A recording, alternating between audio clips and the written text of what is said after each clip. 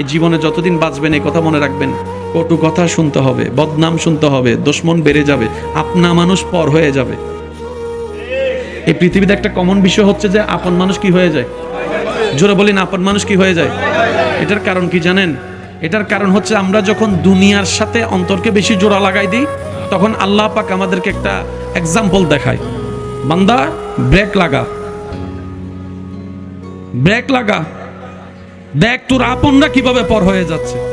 করোনাকালীন সেটার বাস্তব চিত্র বিশ্ববাসী দেখেছে, আপনরা কিভাবে পর হয়ে যায়, রক্তের মানুষ কিভাবে দূরে ঠেলে দেয়। করোনা তার বাস্তব সাক্ষী হয়েছে, কথা বলেন ঠিক কিনা?